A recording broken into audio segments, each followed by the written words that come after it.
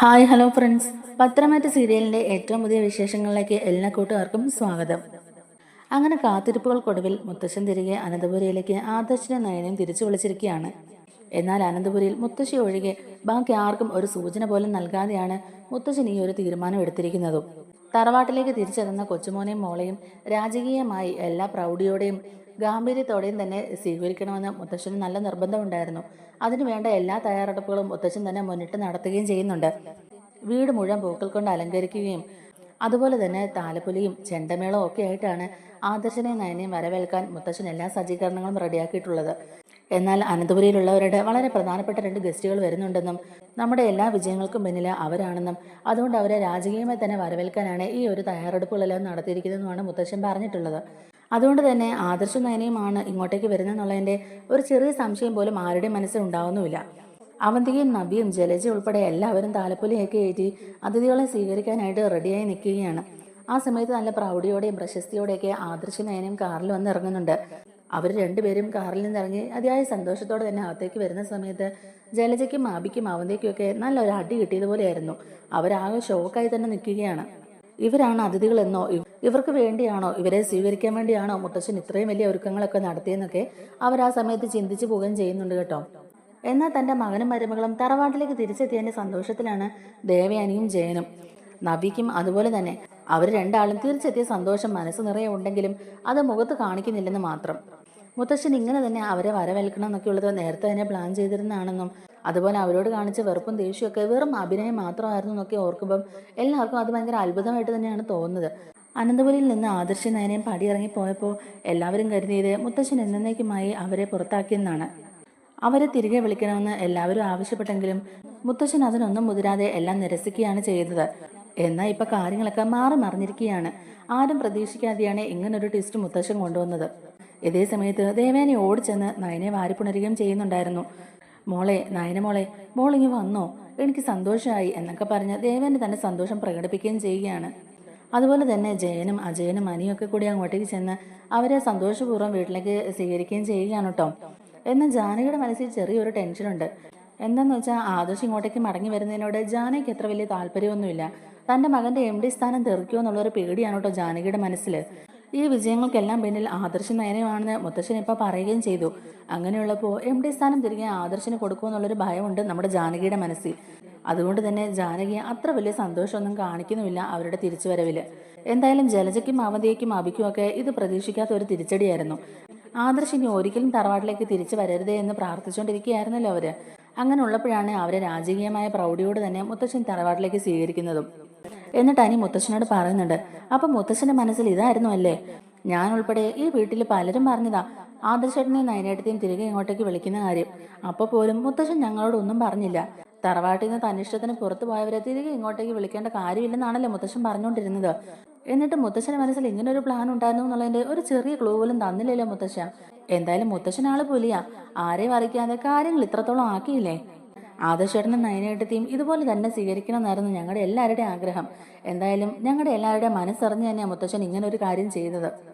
നമ്മുടെ കമ്പനിക്ക് ഇപ്പോൾ ഉണ്ടായ എല്ലാ നേട്ടങ്ങൾക്കും പിന്നിൽ ഇവർ രണ്ടുപേരും തന്നെയാണ് മുത്തശ്ശ. അത്രത്തോളം ഇവർ രണ്ടുപേരും ഹാർഡ് വർക്ക് ചെയ്തിട്ടുണ്ട്. എന്നാലും ഇടയ്ക്ക് ഞാൻ മുത്തശ്ശനൊന്ന് സംശയിച്ചായിരുന്നു. എന്നാലും ഇത്രയും വലിയൊരു സർപ്രൈസ് ആയിരിക്കും ഇതെന്ന് ഞങ്ങൾ ആരും പ്രതീക്ഷിച്ചില്ല. അനിയുടെ സംസാരവും ചോദ്യം ചെയ്യലും ഒക്കെ കേട്ട് മുത്തശ്ശനും മുത്തശ്ശിയും തലകുനിച്ച് ചിരിച്ചോണ്ട് നിൽക്കുകയാണ്. എടാ മോനെ, ഇത് മാത്രമല്ല, ഇതുപോലത്തെ സർപ്രൈസുകൾ ഇനിയും ഈ തറവാട്ടിൽ ഉണ്ടാകും. അത് പതിയെ പതിയെ നിങ്ങൾക്ക് മനസ്സിലായിക്കോളും എന്നിങ്ങനെ പറയുമ്പോഴേക്കും എല്ലാവരും ഒരു സംശയത്തിന്റെ കണ്ണോടുകൂടി തന്നെ മുത്തശ്ശനും മുത്തശ്ശിയും നോക്കുകയാണ്. അതിനുശേഷം ആദർശം നയനയും വന്ന് മുത്തശ്ശന്റെ മുത്തശ്ശിയുടെയും കാൽക്കൽ തൊട്ട് വണങ്ങി അവരുടെ അനുഗ്രഹം മേടിക്കുന്നുണ്ട്. അവരെ അനുഗ്രഹിച്ചതിന് ശേഷം രണ്ടുപേരും ചേർത്ത് പിടിച്ചുകൊണ്ട് മുത്തശ്ശൻ പറയുന്നുണ്ട്, എല്ലാവരും വിചാരിച്ചത് ഞാൻ എൻ്റെ കൊച്ചുമോനെ ഈ വീട്ടിൽ നിന്ന് പുറത്താക്കിയെന്നല്ലേ? അവനൊരു ചെറിയ തെറ്റ് സംഭവിച്ചു പോയപ്പോൾ നിങ്ങൾ എല്ലാവരും അവനെ കുറ്റപ്പെടുത്തി. മറിഞ്ഞിരുന്ന അനന്തപുരിയുടെ ശത്രുക്കൾ അവനെ വീഴ്ത്താനാണ് നോക്കിയത്. മുംബൈയിലും ദുബായിലും വെച്ച് ചതിയിൽ വീഴ്ത്താനും അപായപ്പെടുത്താനും നോക്കിയതല്ലേ? നമ്മുടെ പിന്നാലെ തന്നെ ശത്രു ഉണ്ടെന്നുള്ള കാര്യം ഞാൻ ആദർശനോട് പലതവണ പറഞ്ഞതാണ്. എന്നാലും അതിന്റെ സീരിയസ്നെസ് അത്രത്തോളം അവൻ മനസ്സിലാക്കിയിട്ടുണ്ടായിരുന്നില്ല. അതുകൊണ്ടാണ് അവനോട് ഞാൻ ഇച്ചിരി ദേഷ്യവും വെറുപ്പുള്ളതായിട്ട് കാണിച്ചത്. എന്നാലും എനിക്ക് ഉറപ്പായിരുന്നു നമ്മുടെ തറവാടിനെയും നമ്മുടെ ബിസിനസിനെയും തകർക്കാൻ നോക്കുന്ന ആ മുഖ്യ ശത്രു അത് നമ്മളെ എല്ലാവരെയും നല്ലവണ്ണം അറിയാവുന്ന ഒരാൾ തന്നെ ആയിരിക്കും എന്നുള്ളത്. ആ ശത്രുക്കൾ കൂടുതൽ അപകടകാരികളാണെന്ന് മനസ്സിലാക്കിയത് ആദർശ് മുംബൈയിലും അതുപോലെ ദുബായിലും നേരിട്ട വെല്ലുവിളികളിലൂടെയാണ്. അതുകൊണ്ടാണ് അവർ ഞാൻ അങ്ങനെ ഒരു ശിക്ഷ തന്നെ നൽകിയത്. എനിക്ക് ഉറപ്പായിരുന്നു ഈ ശത്രുവിനെ കണ്ടുപിടിക്കാൻ ആദർശിനെ കൊണ്ട് മാത്രമേ കഴിയുള്ളൂ എന്ന്. അതുകൊണ്ടാണ് ആദർശിനെ തന്നെ ഞാൻ ആ ദൗത്യം ഏൽപ്പിച്ചത്. ഇവിടെ തന്നെ തുടർന്നു പോയിരുന്നെങ്കിൽ ഉറപ്പായും ആദർശിന് ഇങ്ങനെ ഒരു വിജയം ഉണ്ടാവില്ലായിരുന്നു. നമ്മുടെ ബിസിനസ് ഉൾപ്പെടെ എല്ലാം തകർന്നു പോവുകയും ചെയ്യുമായിരുന്നു. അതുകൊണ്ടാണ് ഇവൻ തറവാട്ടിൽ നിന്ന് ഗസ്റ്റ് ഹൗസിലേക്ക് താമസം മാറിയപ്പോൾ ഞാൻ അതിനെ സമ്മതിച്ചതും അവനെ പിന്നെ വിളിക്കാതിരുന്നതും. ഞാൻ കാണിച്ച അവഗണനയും കുറ്റപ്പെടുത്തലും ദേഷ്യപ്പെടലുകളും എല്ലാം എൻ്റെ മുമ്പിൽ ജയിക്കണമെന്നുള്ള ആദർശിൻ്റെ വാശിയെ ബലപ്പെടുത്തുമെന്ന് എനിക്ക് ഉറപ്പായിരുന്നു. അതുകൊണ്ടാണ് വസുന്ധര ഉൾപ്പെടെയുള്ളവർ പറഞ്ഞിട്ട് പോലും ഞാൻ അവനെ ഇങ്ങോട്ടേക്ക് തിരിച്ചു വിളിക്കാഞ്ഞതും അവനോട് ഇച്ചിരി സ്നേഹത്തിൽ സംസാരിക്കാൻ തരുന്നതും. എന്തായാലും നമ്മുടെ മുഖ്യ ശത്രുവിനെ കണ്ടുപിടിച്ച് അവനെ നേരിടാനുള്ള ബുദ്ധിയും ബലവും ഒക്കെ ആയിട്ടാണ് ആദർശം നയനയും തിരികെ എത്തിയിട്ടുള്ളത്. എൻ്റെ കൊച്ചുമോൻ ആരുടെ മുമ്പിൽ തോൽക്കുന്നതോ തലകുനിക്കുന്നതോ എനിക്കിഷ്ടമല്ല. അതുകൊണ്ട് തന്നെ അവനൊരു വീറും വാശിയും ഉണ്ടാവണമെന്ന് മാത്രമേ ഞാൻ ആഗ്രഹിച്ചുള്ളൂ. അല്ലാതെ എനിക്ക് ഇവരോട് യാതൊരു ദേഷ്യമില്ലെന്ന് പറഞ്ഞുകൊണ്ട് തന്നെ മുത്തശ്ശൻ ആദർശനെ നേരെയും ഒന്നും കൂടെ ചേർത്ത് പിടിക്കുന്നുണ്ട്. എന്നാൽ മുത്തശ്ശൻ്റെ ഈ ഒരു സംസാരമൊക്കെ കേട്ട് ജലജയ്ക്കും അബിക്കും അവന്തിക്കും ഒക്കെ നല്ല ദേഷ്യമാണ് കേട്ടോ വരുന്നത്. കാരണം മുത്തശ്ശൻ കളിച്ച ഒരു നാടകം മാത്രമാണ് ഇതെന്ന് അവരിപ്പോഴാണ് മനസ്സിലാക്കുന്നത്. അതുപോലെ ഇത് കേൾക്കുമ്പോൾ നവ്യയ്ക്ക് ഒരുപാട് സന്തോഷമാവുകയാണ് കേട്ടോ. അവിടെ നടക്കുന്ന രംഗങ്ങളൊക്കെ കണ്ട് അവന്തികയും അബിയും ആകെ ദേഷ്യപ്പെട്ട് നിൽക്കുന്നുണ്ടെങ്കിലും അവരുടെ രണ്ടുപേരുടെ മനസ്സിൽ ഒരു ചെറിയ ഭയവും ഉണ്ട് കേട്ടോ. കാരണം മുത്തശ്ശൻ കളിച്ച ഈ നാടകം അത് തങ്ങളുടെ തലവര തന്നെയാണല്ലോ മാറ്റാൻ പോണെന്നൊക്കെ ഓർത്തിട്ടാണ് അവരിങ്ങനെ സങ്കടപ്പെട്ട് നിൽക്കുന്നതും. എൻ്റെ അച്ഛനെക്കുറിച്ചുള്ള സത്യങ്ങളെല്ലാം കണ്ടുപിടിക്കാനും എൻ്റെ അച്ഛനെ തകർക്കാനും വേണ്ടിയിട്ടാണല്ലോ ഇയാൾ ഇത്രയും നാളും ഇങ്ങനെ ഒരു നാടകം കളിച്ചത്. സ്വന്തം കൊച്ചുമോനെ പുറത്ത് നിർത്തി അയാളെ കൊണ്ട് തന്നെ എല്ലാ കാര്യങ്ങളും നേടിയെടുക്കുകയാണല്ലോ ഈ കിളവൻ ചെയ്യുന്നത് എന്നൊക്കെ ഓർത്തിട്ടാണ് അവന്തികയും അബിയും ഇങ്ങനെ ദേഷ്യപ്പെട്ട് നിൽക്കുന്നത്. അത് മാത്രമല്ല, കമ്പനിക്കിപ്പുണ്ടായ നേട്ടങ്ങൾക്കെല്ലാം പിന്നിൽ ആദർശം നയനയുമാണെന്നാണല്ലോ ഈ കിളവൻ പറയുന്നത്. അങ്ങനെയാണെങ്കിൽ അനിയുടെ MD സ്ഥാനം തെറിക്കുമോ? അനിയെ വിവാഹം കഴിക്കുന്നതിലൂടെ MD സ്ഥാനവും അതുപോലെ അനന്തപുരയുടെ സ്വത്തുക്കളെല്ലാം കൈക്കലാക്കാൻ കഴിയുമെന്നാണല്ലോ അവർ വിചാരിച്ചുകൊണ്ടിരുന്നത്. ഇനിയിപ്പോൾ അതൊക്കെ നടക്കുമെന്നുള്ളൊരു പേടിയുണ്ട് കേട്ടോ അവന്തികയുടെ മനസ്സിൽ. ഇത്രയും നാളും ആദർശനോടും നയനോടും ഒക്കെ വെറുപ്പ് കാണിച്ചുകൊണ്ടിരുന്ന മുത്തശ്ശൻ ഒറ്റ ദിവസം കൊണ്ടല്ലേ അയാളുടെ മനസ്സുള്ള കാര്യങ്ങളെല്ലാം വെളിപ്പെടുത്തിയത്. അതുപോലെ ഇനി അങ്ങോട്ടേക്ക് അനി MD സ്ഥാനത്തിരുന്നാൽ മതിയെന്ന് പറഞ്ഞ ആള് നാളെ ഇനി അനി അവിടുന്ന് മാറ്റി ആദർശനെ MD സ്ഥാനം ഏൽപ്പിക്കുമോ? അങ്ങനെയാണെങ്കിൽ എല്ലാം പൊളിഞ്ഞത് തന്നെ. അങ്ങനെ ഓരോന്നാലോചിച്ച് തല പുകഞ്ഞിരിക്കുകയാണ് അവന്തികയുടെ. ജലജയും അബിയും അവന്തികയും ഒഴിച്ച് ബാക്കി എല്ലാവരുടെയും ഉള്ളിലും നല്ല സന്തോഷം തന്നെയാണ് കേട്ടോ. അബിയും അവന്തികയും പിടിക്കപ്പെടുമോ എന്നുള്ളൊരു ഭയത്തിലാണെങ്കിൽ ജലജയുടെ മനസ്സിൽ നാഗേന്ദ്രയെക്കുറിച്ചുള്ള ചിന്തകളായിരുന്നു. വർഷങ്ങൾക്ക് മുമ്പ് തൻ്റെ ജീവിതം തകർത്തെറിഞ്ഞ താൻ വെറുത്തുപേക്ഷിച്ച നാഗേന്ദ്രൻ വീണ്ടും തിരിച്ചെത്തിയെന്ന് അറിയുമ്പോഴേക്കും അത് ജലജയ്ക്കും ഉള്ള സമാധാനം കൂടി ഇല്ലാതാക്കുകയാണ്. ഇത്രയും നാളും അയാളെക്കുറിച്ച് ഒരു വിവരവും ഇല്ലായിരുന്നു. അയാൾ ജീവനോടെ ഉണ്ടോ എന്ന് പോലും അറിയില്ലായിരുന്നു. പെട്ടെന്നൊരു സുപ്രഭാതത്തിൽ അയാളെക്കുറിച്ചുള്ള വിവരങ്ങൾ അറിഞ്ഞപ്പോഴേക്കും അത് ജലജയ്ക്ക് ഒട്ടും ഉൾക്കൊള്ളാൻ പോലും കഴിയുന്നില്ല കേട്ടോ. അബിയും നവിയും ജോലി ചെയ്യുന്ന AM ജ്വല്ലറിയുടെ MD കൂടിയാണ് അയാളെന്ന് അറിയുമ്പോഴേക്കും അവരെ അയാൾ വശപ്പെടുത്താനുള്ള തന്ത്രം മെനയുകയാണെന്ന് ജലജയ്ക്ക് മനസ്സിലാവുന്നുണ്ട്. എന്നാൽ തൻ്റെ മക്കൾ കൈവിട്ടു പോയെന്നും അച്ഛൻ്റെ കൂടെയാണെന്നുള്ളത് ജലജ അറിയുന്നില്ല കേട്ടോ. തട്ടിച്ചും വെട്ടിച്ചും ഉണ്ടാക്കിയതാണെങ്കിലും നാഗേന്ദ്രൻ്റെ കയ്യിലും അത്യാവശ്യം കാശൊക്കെ ഉണ്ടല്ലോ. അതുകൊണ്ട് ജലജയുടെ കൂടെ എന്തായാലും അബിയും അവന്തികയും നിൽക്കില്ലെന്നുള്ള കാര്യം ഉറപ്പാണ്. അതുകൊണ്ട് തന്നെ നാഗേന്ദ്രൻ തൻ്റെ മക്കളെ വശത്താക്കി അയാളുടെ പക്ഷം ചേർക്കും എന്നുള്ളൊരു പേടിയുണ്ട് കേട്ടോ നമ്മുടെ ജലജയ്ക്ക്. അതുകൊണ്ട് തന്നെ ജലജയ്ക്ക് ആദർശ നയനം തിരികെ വീട്ടിലേക്ക് എത്തിയത് വലിയൊരു പ്രശ്നമായിട്ട് തോന്നുന്നേയില്ല. അതിലും വലിയ തലവേദനകളാണല്ലോ ഇപ്പോൾ ഉണ്ടായേക്കുന്നത്. അതുകൊണ്ട് ഇപ്പോൾ ജലജ ഓരോ കാര്യങ്ങൾ ഓർത്ത് ഇങ്ങനെ ആകെ ടെൻഷൻ അടിച്ചിരിക്കുകയാണ്. അങ്ങനെ എല്ലാ ആരവങ്ങൾക്കും ഒടുവിൽ ആദർശനും നയനയും സ്വീകരിച്ച് എല്ലാവരും അകത്തേക്ക് കയറി പോകുന്നുണ്ട്. എന്നാൽ ജലജ നേരെ ചെല്ലുന്നത് അവന്തികയുടെയും അതുപോലെ അബിയുടെയും അടുത്തേക്കാണ് കേട്ടോ. എന്നിട്ട് നാഗേന്ദ്രയെക്കുറിച്ചുള്ള കാര്യങ്ങൾ നിങ്ങൾക്ക് അറിയാമോ എന്നൊക്കെ അവരോട് ചോദിക്കുകയും ചെയ്യുന്നുണ്ട്. അബിയും നവിയും പരസ്പരം നോക്കിയിട്ട് അവർക്ക് ഇതിനെക്കുറിച്ച് ഒന്നും അറിയില്ലെന്നുള്ള മട്ടിൽ തന്നെയാണ് മറുപടി പറയുന്നതും. എന്നാൽ നവ്യ ഈ കാര്യങ്ങളെല്ലാം നേരത്തെ തന്നെ മനസ്സിലാക്കിയിട്ടുണ്ടായിരുന്നു. AM ജ്വല്ലറിയുടെ യഥാർത്ഥ ഉടമ നാഗേന്ദ്രനാണെന്നും ഡേവിഡ് അയാളുടെ ഒരു ബിനാമി മാത്രമാണെന്നും സ്വന്തം മകനെ മാനേജറാക്കി AM ജ്വല്ലറിയിൽ പോസ്റ്റ് ചെയ്യിച്ചത് അയാൾ തന്നെയാണെന്നും അതുപോലെ അവന്തിയേക്കും നാഗേന്ദ്രനും തമ്മിൽ ബന്ധമുണ്ടെന്നൊക്കെയുള്ള കാര്യങ്ങളൊക്കെ നവ്യയ്ക്ക് അറിയാട്ടോ. എന്നാൽ തൻ്റെ ജീവിതം തന്നെ നശിപ്പിച്ച അബിയെ വെറുതെ വിടാനാവില്ലെന്നും അവൻ അതിനുള്ള ശിക്ഷ മേടിച്ചു കൊടുക്കണമെന്നൊക്കെയാണ് നവ്യ വിചാരിച്ചുകൊണ്ടിരിക്കുന്നത്. എന്നാൽ AM ജ്വല്ലറി എന്ന സാമ്രാജ്യം തകർക്കുക എന്ന ലക്ഷ്യമായിരുന്നല്ലോ നവ്യയുടേത്. അതുകൊണ്ട് തന്നെ അതേക്കുറിച്ചുള്ള ഒരു കാര്യങ്ങളും അറിയില്ലെന്ന് നവ്യ കൂളായിട്ട് തന്നെ പറയുകയും ചെയ്യുന്നുണ്ട്. ജലജ അപ്പോഴും മനസ്സിൽ വിചാരിക്കുന്നുണ്ട് എന്തായാലും നവ്യയ്ക്ക് അതേപ്പറ്റി ഒന്നും അറിയില്ലായിരിക്കും. എന്നാലും അബി അവനെ വിശ്വസിക്കാൻ പറ്റത്തില്ല. അവൻ ഇതിനു മുമ്പും ഇതുപോലെ പല കള്ളങ്ങളും എന്നോട് പറഞ്ഞിട്ടുണ്ടല്ലോ. അതുകൊണ്ട് തന്നെ അവനും കൂടെ ചേർന്നാണോ ഈ ഒരു നാടകം കളിച്ചെന്നുള്ളത് ജലജയ്ക്ക് നല്ല സംശയമാവുന്നുണ്ട്. തൻ്റെ മക്കളെ അയാൾ വശപ്പെടുത്തി എടുക്കുമെന്നുള്ളൊരു പേടി കൊണ്ട് തന്നെ ജലജ അബിയോടും അതുപോലെ നവ്യോടൊക്കെ ആയിട്ട് പറയുന്നുണ്ട്, ഇനി അങ്ങോട്ടേക്ക് നിങ്ങൾ ജോലിക്ക് പോകണ്ട, നിങ്ങൾ ആ ജോലി റിസൈൻ ചെയ്തേക്കുന്നൊക്കെ. പക്ഷെ അതനുസരിക്കാൻ അവർ രണ്ടുപേരും കൂട്ടാകുന്നില്ല. ജലജ ഇതിനു മുമ്പും അവരോട് അങ്ങനെ തന്നെ പറഞ്ഞതാണ്. അപ്പോഴും ഇനിയും ആ ഒരു എഗ്രിമെന്റ് കാലാവധി കഴിയാൻ സമയമുണ്ട്. അതുകൊണ്ട് രണ്ടുപേർക്കും പെട്ടെന്ന് ആ ജോലി ഉപേക്ഷിച്ച് വരാൻ കഴിയില്ലെന്നാണ് അവർ പറയുന്നതും. അപ്പോഴും ജലജ അവർക്കൊരു വാണിംഗ് കൊടുക്കുന്നുണ്ട്. അയാൾ ഒരു ദുഷ്ടനാണ്, അയാൾ എന്തും ചെയ്യാൻ മടിയില്ലാത്തവനാണ്. അതുകൊണ്ട് പണം കണ്ട് നിങ്ങൾ അയാളുടെ വലയിൽ വീഴരുത്. അയാൾ എന്നോടും ഈ കുടുംബത്തോടും ചെയ്ത ചതി അതൊരിക്കലും മറക്കാനാവില്ലെന്നൊക്കെ പറഞ്ഞ് ജലജ ആകെ സങ്കടപ്പെടുകയാണ് കേട്ടോ. എന്നാൽ അബിക്കും നവിക്കും അവന്തിക്കും ഒന്നും ജലജ എന്താണെങ്കിൽ പറയുന്നതെന്നൊന്നും മനസ്സിലാവുന്നില്ല കേട്ടോ. കാരണം നാഗേന്ദ്രൻ അവരോട് പറഞ്ഞേക്കുന്നത് അമ്മ എന്നെ ചതിച്ചു എന്നാണല്ലോ. അമ്മ എന്നോട് വലിയ ചതി ചെയ്തു എന്നും അമ്മ കാരണമാണ് തനിക്ക് ഇങ്ങനൊരു അവസ്ഥ ഉണ്ടായെന്നൊക്കെയാണല്ലോ പറഞ്ഞു വെച്ചിരിക്കുന്നത്. അതുകൊണ്ട് തന്നെ ഏത് വിശ്വസിക്കണം ഏത് വിശ്വസിക്കേണ്ട എന്നൊക്കെയുള്ളൊരു കൺഫ്യൂഷൻ ഇവർക്ക് ആവുന്നുണ്ട്. യഥാർത്ഥത്തിൽ അന്ന് എന്താണ് സംഭവിച്ചതെന്ന് അറിയാനുള്ളൊരു വ്യഗ്രത കൂടി ഇവർ കാട്ടുന്നുണ്ട്. അതിനുശേഷം ആ പൂജയൊക്കെ നല്ല ഭംഗിയായിട്ട് തന്നെ അവർ നടത്തുകയും ചെയ്യുന്നുണ്ട്. കുടുംബത്തിലുള്ള എല്ലാ ദോഷങ്ങളും മാറി വീണ്ടും അനന്തപുരിയിൽ സന്തോഷവും സമാധാനവും നിലകൊള്ളണമെന്നും അതുപോലെ നയനമ്മയുടെ വയറ്റിൽ ഇപ്പോൾ ഒരു കുഞ്ഞുള്ളതുകൊണ്ട് തന്നെ ആ കുഞ്ഞിനും നയനമ്മക്കും ഒരു ആപത്തും കൂടാതെ അവർ രണ്ടുപേരും സുഖമായി ഇരിക്കണം എന്നൊക്കെ വിചാരിച്ചുകൊണ്ടാണ് ഈ മുത്തശ്ശൻ ഈ വലിയ പൂജയൊക്കെ നടത്തുന്നത്. എന്തായാലും ആ പൂജയൊക്കെ നടന്നതിന് ശേഷം മുത്തശ്ശൻ വളരെ സീരിയസ് ആയിട്ട് തന്നെ അവന്തിയുടെയും അനിയുടെയും വിവാഹ നിശ്ചയത്തെപ്പറ്റി സംസാരിക്കുകയും ചെയ്യുന്നുണ്ട്.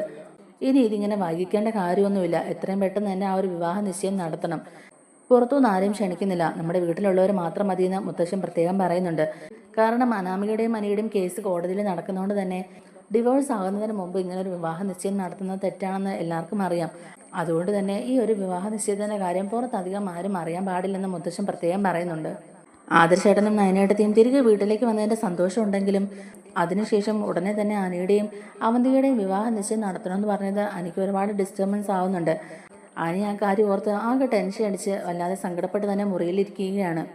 ഓരോ കാര്യങ്ങളും ആലോചിച്ച് അനി ആകെ തല പുകഞ്ഞിരിക്കുകയാണ്. ഇത്രയും നാളും തൻ്റെ കളിക്കൂട്ടുകാരിയായി കണ്ടിരുന്ന അവന്തികയെ എങ്ങനെയാണ് താൻ കല്യാണം കഴിച്ച് സ്വന്തം ഭാര്യയായിട്ട് കാണുന്നത്? അതിന് തന്നെ കൊണ്ട് ഒരിക്കലും സാധിക്കില്ല. ഈ ജന്മത്ത് എനിക്ക് നന്ദുവിനും ഒന്നിക്കാൻ സാധിച്ചില്ലെങ്കിലും അവന്തികയെ പോലുള്ള ഒരുത്തിയെ വിവാഹം കഴിക്കാൻ താല്പര്യമേ ഇല്ലെന്ന് എത്ര തവണ പറഞ്ഞു. എന്നിട്ടും ആരും എൻ്റെ ഇഷ്ടം വകവെക്കുന്ന പോലും ഇല്ലല്ലോ എന്നൊക്കെ ഓർത്ത് സങ്കടപ്പെട്ടിരിക്കുകയാണ് കേട്ടോ അനി. താൻ ആദ്യമായും അവസാനമായും സ്നേഹിച്ച ആളാണ് നന്ദു. അവളെ അല്ലാതെ മറ്റാരെയും വിവാഹം കഴിക്കാൻ താല്പര്യമില്ല. അവളെ അല്ലാതെ മറ്റാരെയും തൻ്റെ ഭാര്യയുടെ സ്ഥാനത്ത് കാണാനും എനിക്കാവുന്നില്ല. അമ്മ ഉൾപ്പെടെ എല്ലാവരും ഞങ്ങൾ ഒന്നിക്കുന്നതിനെ എതിർക്കുകയല്ലേ ചെയ്യുന്നത്. എന്നെക്കൊണ്ട് ബലമായി അവളുടെ കയ്യിൽ മോതിരം ഇടിച്ചാലും അവളുടെ കഴുത്തിൽ ഞാൻ ഒരിക്കലും താലി കെട്ടില്ല. അവളുടെ ഭർത്താവായി ഇനിയുള്ള കാലം അങ്ങോട്ടേക്ക് ജീവിക്കുന്നതിലും നല്ലത് മരിക്കുന്നതാണ് നല്ലതെന്നൊക്കെ അനിങ്ങനെ വിചാരിക്കുകയാണ്. അങ്ങനെ ഭ്രാന്ത് പിടിച്ചിരിക്കുന്ന അനിയുടെ മുമ്പിലേക്ക് അവന്തിക വരുന്നുണ്ട്. പൂജയെല്ലാം കഴിഞ്ഞതിന് ശേഷമാണ് അവന്തിക അങ്ങോട്ടേക്ക് കയറി വരുന്നത്. അനിയുടെ മനസ്സാകെ അസ്വസ്ഥമായതുകൊണ്ട് തന്നെ പൂജയിൽ നിന്നും വലിയ കാര്യമായിട്ട് അനി പങ്കെടുക്കുന്നില്ല. അതുകൊണ്ട് തന്നെ അവന്തിക അങ്ങോട്ടേക്ക് വന്നിട്ട് ചോദിക്കുന്നുണ്ട്, എന്താ അനിയേട്ടാ ഇത്? അനിയേട്ടൻ എന്താ പൂജയിൽ പങ്കെടുക്കാതിരുന്നത്? പൂജ തുടങ്ങിയ ആ സമയത്ത് മാത്രമേ അനിയേട്ടനെ അവിടെ കണ്ടുള്ളൂ. പിന്നീട് അനിയേട്ടൻ നേരെ റൂമിൽ വന്നിരിക്കുകയാണല്ലോ ചെയ്തത്. എന്താ പറ്റി അനിയേട്ടന് എന്നൊക്കെ ഇങ്ങനെ ചോദിക്കുന്ന സമയത്ത് അനി ഭയങ്കര റഷായിട്ട് തന്നെയാണ് കേട്ടോ അവന്തിയോട് സംസാരിക്കുന്നത്. എനിക്ക് നിന്നോടൊന്നും പറയാനില്ല. നീ എന്തിനാ ഇപ്പം എൻ്റെ റൂമിൽ വന്നത്? മര്യാദയ്ക്ക് എൻ്റെ റൂമിൽ നിന്ന് ഇറങ്ങി പോകാൻ നോക്ക്. എനിക്കിവിടെ കുറച്ചു നേരം സ്വസ്ഥമായിട്ടിരിക്കണം. എനിക്ക് ഇച്ചിരി സമാധാനം വേണം എന്നൊക്കെ പറഞ്ഞ് അവന്തിയോട് ദേഷ്യപ്പെടുകയാണ് അനി. അനിയേട്ടൻ എന്നോട് എന്തിനാ ദേഷ്യപ്പെടുന്നത്? ഞാൻ അനിയേട്ടനെ ദേഷ്യം പിടിപ്പിക്കാൻ വന്നതല്ലല്ലോ. ഞാൻ അനിയേട്ടനോട് വേറൊരു കാര്യമാണ് ചോദിക്കാൻ വന്നത്. എന്താന്ന് വെച്ചാൽ നമ്മുടെ വിവാഹ നിശ്ചയമല്ലേ ഈ വരുന്ന ഞായറാഴ്ച. അപ്പോൾ വിവാഹ നിശ്ചയത്തിനുണ്ടായിരുന്ന ഡ്രസ്സ് എടുക്കാൻ നമുക്ക് ഒന്നിച്ച് പോയാലോ എന്ന് ചോദിക്കാനായിട്ടാണ് ഞാൻ വന്നതെന്ന് പറയുമ്പോഴേക്കും അനി ഭയങ്കരമായിട്ട് ദേഷ്യപ്പെടുന്നുണ്ട് അവന്തികയുടെ അടുത്ത്. നിന്നോട് ഞാൻ പറഞ്ഞില്ലേടി എൻ്റെ അടുത്ത് വന്നു പോകരുതെന്ന്? നിന്നോട് ഞാൻ പല പ്രാവശ്യം പറഞ്ഞില്ലേ ഈ വിവാഹ നിശ്ചയത്തിന് എനിക്ക് താല്പര്യമില്ലാന്ന്? ഈ വിവാഹ നിശ്ചയം നടക്കരുതെന്ന് പ്രാർത്ഥിച്ചുകൊണ്ടിരിക്കുകയാണ് ഞാൻ. അപ്പോഴാണ് നിശ്ചയത്തിനുണ്ടാകുന്ന ഡ്രസ്സ് എടുക്കുന്ന കാര്യം നീ ചോദിച്ചാണ്ട് വന്നേക്കുന്നത്. ഈ വിവാഹ നിശ്ചയം പോലും എനിക്ക് ഇഷ്ടമല്ല. മുത്തശ്ശനോട് മറുത്തൊന്നും പറയാൻ പറ്റാത്തതുകൊണ്ട് മാത്രമാണ് ഞാനെല്ലാം ക്ഷമിച്ചു പോകുന്നത്. എൻ്റെ തലയിൽ കയറി ഇറങ്ങാൻ നോക്കരുത് നീ. മര്യാദയ്ക്ക് ഈ റൂമിൽ നിന്ന് പൊക്കോ. എല്ലാവരുടെയും സമ്മർദ്ദത്തിന് വഴങ്ങിയാണ് ഞാനിപ്പോൾ അതൊക്കെ ചെയ്യുന്നത്. അല്ലാതെ എനിക്ക് ഇഷ്ടമുണ്ടായിട്ടൊന്നുമല്ല. ഈ വിവാഹ നിശ്ചയം നടക്കണമെന്നോ ഈ കല്യാണം നടക്കണമെന്നോ പോലും ഞാൻ ആഗ്രഹിക്കുന്നില്ല. ഇതെങ്ങനെയെങ്കിലും മുടങ്ങിപ്പോണെന്നാണ് ഞാൻ പ്രാർത്ഥിച്ചുകൊണ്ടിരിക്കുന്നതെന്നൊക്കെ അനി ഇങ്ങനെ ദേഷ്യപ്പെട്ട് പറയുകയാണ്. അപ്പോൾ അവന്തിക പറയുന്നുണ്ട്, അനിയേട്ടൻ എന്നെ എന്തൊക്കെ പറഞ്ഞാലും അനിയേട്ടൻ തന്നെയായിരിക്കും എൻ്റെ കഴുത്തിൽ താലി കെട്ടുന്നത്. അനിയേട്ടനല്ലാതെ എൻ്റെ കഴുത്തിൽ മറ്റാരും താലി കെട്ടില്ല. അത് മുത്തശ്ശനും മുത്തശ്ശിയും ആദർശനും നയനേട്ടത്തെയും എനിക്ക് വാക്ക് തന്നതാ. അതുകൊണ്ട് ആ വാക്ക് അവർ പാലിച്ചിരിക്കും. എന്തൊക്കെ സംഭവിച്ചാലും അനിയേട്ടൻ തന്നെ എൻ്റെ കഴുത്തിൽ താലി കെട്ടും. ഞാൻ അനിയേട്ടന് ഭാര്യ ആവുകയും ചെയ്യും. അതുകൊണ്ട് വെറുതെ എന്തിനാ അനിയേട്ടൻ ഇങ്ങനെ ബലം പിടിക്കുന്നത് എന്നിങ്ങനെ ചോദിക്കുമ്പോഴേക്കും എനിക്ക് പിന്നെയും ദേഷ്യം വന്നിട്ട് അനി പറയുന്നുണ്ട്, മര്യാദയ്ക്ക് നീ എൻ്റെ മുമ്പിൽ നിന്ന് പൊക്കോ, അല്ലെങ്കിൽ നിയന്ത്രണം വിട്ട് ഞാൻ എന്നാ ചെയ്യുന്നതെന്ന് എനിക്ക് പോലും പറയാൻ പറ്റില്ല. ഞാൻ ആകെ ഭ്രാന്ത് പിടിച്ച അവസ്ഥയിലായിരിക്കുന്നത്. അതിൻ്റെ കൂടെ നീ എന്നെ വെറുതെ ചൊറിയാൻ വരരുത്. മര്യാദയ്ക്ക് ഈ റൂമിൽ നിന്ന് പൊക്കോ, ഇല്ലെങ്കിൽ ഞാൻ എങ്ങോട്ടേലും ഇറങ്ങിപ്പോകും എന്നൊക്കെ പറഞ്ഞ് അനി ദേഷ്യപ്പെടുമ്പോഴേക്കും അനിയേട്ടൻ വരുന്നില്ലെങ്കിൽ വരണ്ട, ഞാൻ അമ്മായിയും കൂട്ടി ഡ്രസ്സ് എടുക്കാൻ പൊയ്ക്കോളാം എന്നും പറഞ്ഞുകൊണ്ട് തന്നെ അവന്തിക അവിടെ നിന്ന് ഇറങ്ങി താഴോട്ട് പോവുകയും ചെയ്യുന്നുണ്ട് കേട്ടോ. അവന്തിക തൻ്റെ പിന്നാലെ തന്നെയാണല്ലോ. ഇവള് കാരണം ഉള്ള സമാധാനം കൂടെ പോയി കിട്ടി. ഇപ്പോൾ ഒരു സ്വസ്ഥതയില്ല. ഈ വീട്ടിലിരിക്കാൻ പോലും തോന്നുന്നില്ല. എങ്ങോട്ടേക്കെങ്കിലും ഇറങ്ങി പോയാൽ മതിയായിരുന്നു എന്നുള്ളൊരു മട്ടിലാണ് അനിയിരിക്കുന്നത്. ഇതിനിടയിൽ കുറച്ച് ആശ്വാസം കിട്ടാനായിട്ട് നന്ദുവിനെ ഇടയ്ക്ക് വിളിച്ചു നോക്കുന്നുണ്ടെങ്കിലും നന്ദു ഫോൺ എടുക്കുന്നുമില്ല. അയക്കുന്ന മെസ്സേജിനൊന്നും റീപ്ലൈയും തരുന്നില്ല കേട്ടോ. അത് നമ്മുടെ അനിക്ക് നല്ല വിഷമാക്കുന്നുണ്ട്. നന്ദുവിൻ്റെ ഭാഗത്തു നിന്നുള്ള റെസ്പോൺസ് ഉണ്ടായിരുന്നെങ്കിൽ പോലും അനിയെ അത് ഇത്രത്തോളം ബാധിക്കില്ലായിരുന്നു. ഇവിടെ നന്ദു ഒരു അകൽച്ച പാലിക്കുന്നതുകൊണ്ട് തന്നെ അനിക്ക് ആകെ പിടിവിടുകയാണ്. അനി അങ്ങനെയൊക്കെ സംസാരിച്ചത് അവന്തിക്ക് ഒരുപാട് വിഷമമായി. അതുകൊണ്ട് തന്നെ അവന്തിക കരഞ്ഞുകൊണ്ട് റൂമിൽ വന്നിരുന്ന് അച്ഛനെ വിളിക്കുന്നുണ്ട്. നാഗേന്ദ്രയെ വിളിച്ച് അനി പറഞ്ഞ കാര്യങ്ങളെല്ലാം സംസാരിക്കുകയാണ്. എൻ്റെ കഴുത്തിന് താലി കെട്ടുന്നതിൽ നല്ലത് ജീവൻ ഒടുക്കുന്നതാണെന്ന് അവൻ പറയുന്നത്. ഇങ്ങനെയുള്ളവൻ്റെ കൂടെ ഞാൻ എങ്ങനെ ജീവിക്കാനാച്ചാ? ഇത്രയും നാളായില്ലേ ഞാൻ അനിയേട്ടൻ്റെ പിന്നാലെ നടക്കുന്നു. എന്നോട് ഒരു വാക്ക് പോലും സ്നേഹത്തോടെ സംസാരിക്കുന്നില്ല. നേരത്തെ ഉണ്ടായിരുന്ന അത്രയും സ്നേഹം പോലും ഇപ്പം എന്നോട് കാണിക്കുന്നില്ല. ഇപ്പം എന്നെ കാണുന്നത് പോലും അനിയേട്ടൻ്റെ ദേഷ്യമാ. അങ്ങനെയുള്ള ആളോട് ഞാൻ എങ്ങനെ സംസാരിക്കാനാച്ചാ? ഈ ഞായറാഴ്ച എന്നെ വിവാഹ നിശ്ചയം നടത്താനാ മുത്തശ്ശൻ പറഞ്ഞത്. ഒന്നിച്ചു പോയി വിവാഹ നിശ്ചയത്തിന് ഇടാനുള്ള ഡ്രസ്സ് എടുക്കാമെന്ന് ഞാൻ അനിയേട്ടനോട് ചോദിച്ചു. അതിനാ അനിയേട്ടൻ എന്നോട് ഇങ്ങനെയൊക്കെ സംസാരിച്ചത്. എന്തായാലും മുത്തശ്ശനും മുത്തശ്ശിയും എനിക്ക് വാക്ക് തന്നിട്ടുള്ളതുകൊണ്ട് ഈ വിവാഹ നിശ്ചയം എന്തായാലും ഉറപ്പായി നടക്കും വെച്ചാ. വിവാഹ നിശ്ചയം നടന്നാലും ഇനി അങ്ങോട്ടേക്ക് മുന്നോട്ടും ഇതുപോലെ തന്നെയാണെങ്കിൽ എങ്ങനെ ഒരു കുടുംബജീവിതം ഉണ്ടാകാനെന്നൊക്കെ അവധിക്ക് ഇങ്ങനെ സങ്കടപ്പെട്ട് ചോദിക്കുന്നുണ്ട്. അപ്പം നാഗേന്ദ്രൻ പറയുന്നുണ്ട്, മോളെ അതൊന്നും മോൾ വിഷമിക്കേണ്ട. അവൻ മോളുടെ കഴുത്തിലെ താലി കെട്ടിയതിന് ശേഷം മോൾ അവനെ വശപ്പെടുത്തി എടുക്കണം. അതിലാണ് മോളുടെ കഴിവ് തെളിയിക്കേണ്ടത്. പതിയെ പതിയെ അവൻ മോളുടെ വലയിൽ വീഴുക തന്നെ ചെയ്യും എന്നൊക്കെ പറയുകയാണ് കേട്ടോ. അപ്പോഴേക്കും അവന്തിക പറയുന്നുണ്ട്, ഇനി അങ്ങനെ നടക്കുന്നൊന്നും എനിക്ക് തോന്നുന്നില്ല അച്ഛാ. അച്ഛൻ അറിഞ്ഞില്ലേ ഇവിടെ നടന്ന കാര്യങ്ങളൊക്കെ? ആദർശേട്ടനെ നയനേട്ടത്തെയും മുത്തശ്ശൻ തന്നെ തറവാട്ടിലേക്ക് തിരിച്ചു വിളിച്ചു. രാജകീയ വരവേൽപ്പാ മുത്തശ്ശൻ അവർക്ക് വേണ്ടി റെഡിയാക്കിയിട്ടുണ്ടായിരുന്നത്. ഞങ്ങൾ പോലും അതിശയിച്ചു പോയി. ഏതോ വലിയ ഗസ്റ്റുകൾ ഇങ്ങോട്ടേക്ക് വരുന്നെന്നാ മുത്തശ്ശൻ പറഞ്ഞത്. രണ്ടുപേരും ഇവിടെ വന്ന് ഇറങ്ങിയപ്പോഴല്ലേ മനസ്സിലായത് അവരായിരുന്നു എന്ന്. താലപ്പൊലിയും ചെണ്ടമേളവും ഒക്കെ ആയിട്ടാ മുത്തശ്ശൻ അവരെ ഇങ്ങോട്ടേക്ക് വരവേറ്റത്. മൂർത്തിസ് ജ്വല്ലറിക്ക് ഇപ്പോൾ ഉണ്ടായ നേട്ടങ്ങൾക്കെല്ലാം പിന്നിൽ അവർ രണ്ടുപേരും ആണെന്നാ മുത്തശ്ശൻ പറയുന്നത്. അതുകൊണ്ട് അനിയേട്ടൻ്റെ MD സ്ഥാനം തെറിക്കുമെന്ന് എനിക്ക് നല്ല ഭയമുണ്ടച്ചാ. അങ്ങനെയാണെങ്കിൽ നമ്മൾ ഈ കണ്ട സ്വപ്നമൊക്കെ വെറുതെ ആയി പോവില്ലേ? കമ്പനിയുടെ MD അനിയേട്ടൻ ആയതുകൊണ്ടല്ലേ ഈ വിവാഹത്തെ പറ്റി പോലും നമ്മൾ ചിന്തിച്ചത്. ഇനിയിപ്പോൾ MD സ്ഥാനത്തുനിന്ന് അനിയേട്ടനെ മാറ്റി ആദർശേട്ടനെയാണ് അവിടെ ഇരുത്തുന്നതെങ്കിൽ നമ്മൾ ഈ കഷ്ടപ്പെട്ടതും ഈ പ്ലാൻ ചെയ്തതൊക്കെ വെറുതെ ആയി പോകും. അപ്പോൾ നമ്മൾ കണ്ട സ്വപ്നങ്ങളൊക്കെ തകർന്നു പോവുകയല്ലേ അച്ഛാ എന്നിങ്ങനെ അവന്തിക ചോദിക്കുകയാണ്. അപ്പോൾ നാഗേന്ദ്രനും പറയുന്നുണ്ട്, എന്ത് ചെയ്യാനാ മോളെ, അയാൾ ഇങ്ങനെ ഒരു നാടകം കളിക്കുകയാണെന്നുള്ളത് നമുക്ക് മനസ്സിലായില്ലല്ലോ. ആദർശനോടും നയനയോടും അയാൾക്ക് വെറുപ്പുണ്ടെന്നല്ലേ നമ്മൾ വിചാരിച്ചുകൊണ്ടിരുന്നത്. തറവാട്ടിൽ നിന്ന് തനിഷ്ഠകൻ ഇറങ്ങിപ്പോയവരെ തിരിച്ചു വിളിക്കുന്ന പ്രകൃതമൊന്നും അല്ലായിരുന്നു അയാളുടേത്. എന്നാൽ അയാളുടെ സ്വഭാവത്തിലും ഇപ്പം കുറേ മാറ്റങ്ങളൊക്കെ ഉണ്ടായിട്ടുണ്ട്. എന്തായാലും ഈ വിവാഹ നിശ്ചയവും അനിയുമായുള്ള കല്യാണമൊക്കെ എത്രയും പെട്ടെന്ന് തന്നെ നടത്തണം. AM ജ്വല്ലറിയുടെ യഥാർത്ഥ MD ഞാനാണെന്ന് ഇപ്പം അവർ തിരിച്ചറിഞ്ഞുകൊണ്ട് തന്നെ ഇനി അങ്ങോട്ടേക്കുള്ള കാര്യങ്ങളൊക്കെ നേരിട്ടുള്ള ഏറ്റുമുട്ടലുകളാണ്. ചിലപ്പോൾ നമുക്ക് പരാജയങ്ങൾ നേരിടേണ്ടി വന്നേക്കാം. ഞാൻ പറഞ്ഞിട്ടില്ലേ, മൂർത്തിയെ നമ്മൾ നിസ്സാരമായി കാണാൻ പാടില്ല. അയാൾ തന്ത്രങ്ങൾ മെനയുന്ന കൂട്ടത്തിൽ നമ്മളെക്കാൾ ഒരുപടി മുന്നിലാണ്. അതുകൊണ്ട് അയാൾ ഇതുപോലുള്ള പല നാടകങ്ങളും കളിക്കും. അതുകൊണ്ട് നമ്മൾ കരുക്കൾ നീക്കുന്നത് വളരെ ശ്രദ്ധയോടുകൂടി വേണം. അനിയുടെ മനസ്സിൽ മോളിൽ ഒരു താല്പര്യമില്ലാത്തതുകൊണ്ട് ഈ വിവാഹ നിശ്ചയവും ഈ വിവാഹമൊക്കെ എത്രയും പെട്ടെന്ന് നടക്കണം. അതുപോലെ തന്നെ ആ അനാമികയും അനിയും തമ്മിലുള്ള ഡിവോഴ്സ് അത് എത്രയും പെട്ടെന്ന് തന്നെ നടന്നു കിട്ടണം മോളെ. കുറച്ച് കാശ് ചെലവാക്കിയാലും അത് എത്രയും പെട്ടെന്ന് തന്നെ നമ്മൾ നടത്തിയെടുക്കണം. ഇനി അതിൻ്റെ പേരിൽ ഈ വിവാഹം വൈകിക്കേണ്ടെന്നാണ് ഞാൻ ഉദ്ദേശിച്ചത് എന്നിങ്ങനെ നാഗേന്ദ്രൻ പറയുമ്പോഴേക്കും അവന്തിക പറയുന്നുണ്ട്, അതേ അച്ഛാ, അത് എത്രയും പെട്ടെന്ന് തന്നെ നടക്കണം. നിയമപരമായി അവരെപ്പോഴും ഭാര്യ ഭർത്താക്കന്മാരാണല്ലോ. നല്ലൊരു തുക നഷ്ടപരിഹാരമായിട്ട് അവർക്ക് കിട്ടാൻ വേണ്ടിയാണ് അവർ ഈ കേസായിട്ട് മുന്നോട്ട് പോകുന്നത്. അവർക്ക് കിട്ടേണ്ട നഷ്ടപരിഹാരം കുറച്ചെന്തെങ്കിലും കൊടുത്ത് എങ്ങനെയെങ്കിലും ഡിവോഴ്സ് മേടിച്ചെടുക്കണം അച്ഛാ. എങ്കിൽ മാത്രമേ ഈ വിവാഹം എത്രയും പെട്ടെന്ന് നടത്താൻ പറ്റുള്ളൂ. അച്ഛൻ അറിയാവല്ലോ, ഈ ചുരുങ്ങിയ കാലം കൊണ്ട് തന്നെ ഞാൻ അനിയേട്ടനെ ഒരുപാട് മോഹിച്ചു പോയതാ. ഇനി അനിയേട്ടനെ അല്ലാതെ മറ്റാരെയും എനിക്ക് ആ സ്ഥാനത്ത് കാണാൻ കഴിയില്ല. ഇനി എനിക്കൊരു ജീവിതം ഉണ്ടെങ്കിൽ അത് അനിയേട്ടൻ്റെ കൂടെ ആയിരിക്കും. അനിയേട്ടനെ എനിക്ക് നഷ്ടമാവുകയാണെങ്കിൽ ഇനി ഞാൻ ഒരു കല്യാണത്തെക്കുറിച്ച് ചിന്തിക്കുകയില്ല എന്നൊക്കെ അവന്തിക പറയുന്നുണ്ട്. അപ്പോൾ നാഗേന്ദ്രൻ പറയുന്നുണ്ട്, മോളെ മോളെ എന്താ മോളെ, അങ്ങനെ ഒന്നും ചിന്തിക്കേണ്ട കാര്യമില്ല. അച്ഛൻ മോക്ക് വാക്ക് തന്നതല്ലേ, അനിയെ തന്നെ മോള് വിവാഹം കഴിക്കും. അവനും ഒത്തുമോക്ക് സന്തോഷത്തോടെ ജീവിക്കാനും കഴിയണം. അതിനു വേണ്ടിയിട്ടും കൂടിയാണല്ലോ നമ്മൾ ഈ പാടൊക്കെ പെട്ടത്. എന്തായാലും ഈ ഒരു വിവാഹം നടക്കുന്നതാണ് ഇപ്പം നമ്മുടെ മുഖ്യ ലക്ഷ്യം. നമുക്ക് നഷ്ടപ്പെട്ടതൊക്കെ ഈ ഒരു വിവാഹത്തിലൂടെ മാത്രമേ ഇനി നമുക്ക് തിരിച്ചു പിടിക്കാനാവുള്ളൂ മോളെ. അതുകൊണ്ട് എന്ത് ചെയ്തിട്ടാണെങ്കിലും ഈ വിവാഹം ഞാൻ നടത്തിയിരിക്കും എന്നൊക്കെ തന്നെ നാഗേന്ദ്രൻ തീർത്ത് പറയുകയാണ് അവന്തികയോട്. എന്തായാലും അവന്തികയും നാഗേന്ദ്രൻ പറഞ്ഞ കാര്യങ്ങളൊക്കെ കേട്ട് സന്തോഷത്തോടെ ഇരിക്കുകയാണ്. എന്നാൽ അവന്തിക നാഗേന്ദ്രയോട് സംസാരിക്കുന്ന കാര്യങ്ങളെല്ലാം തന്നെ നവ്യ കേൾക്കാൻ ഇടയാകുന്നുണ്ട്. നവ്യക്ക് അല്ലെങ്കിലും അവന്തികയെ സംശയമായിരുന്നല്ലോ. അതുകൊണ്ട് തന്നെ അവന്തികയുടെ മേൽ നവ്യയ്ക്ക് ഒരു കണ്ണുമുണ്ടായിരുന്നു. അവന്തിക അനിയുടെ റൂമിൽ നിന്ന് കരഞ്ഞുകൊണ്ട് സങ്കടപ്പെട്ട റൂമിലേക്ക് കയറി പോകുമ്പോഴേക്കും എന്താണ് കാരണം എന്നൊക്കെ അന്വേഷിക്കാനായിട്ടാണ് നവ്യ പിന്നാലെ പോയതെങ്കിലും അവിടെ ചെന്ന പാടെ അവന്തിക ഫോൺ എടുത്ത് നാഗേന്ദ്രയെ വിളിച്ചുകൊണ്ട് ആ സംസാരമൊക്കെ മറഞ്ഞെന്ന് കേൾക്കുകയാണ് നവ്യ ചെയ്തത്. എന്തായാലും നവ്യക്ക് ഇപ്പോൾ കാര്യങ്ങളൊക്കെ വ്യക്തമായിട്ട് പിടികിട്ടിയിരിക്കുകയാണ് കേട്ടോ. അഭി മാത്രമല്ല അവന്തികയും നാഗേന്ദ്രയോടൊപ്പം ആണെന്നും ഇവരെല്ലാം കൂടെ ചേർന്ന് ഒരു നാടകം കളിക്കുകയാണെന്നും നവ്യയ്ക്ക് മനസ്സിലാവുകയാണ്.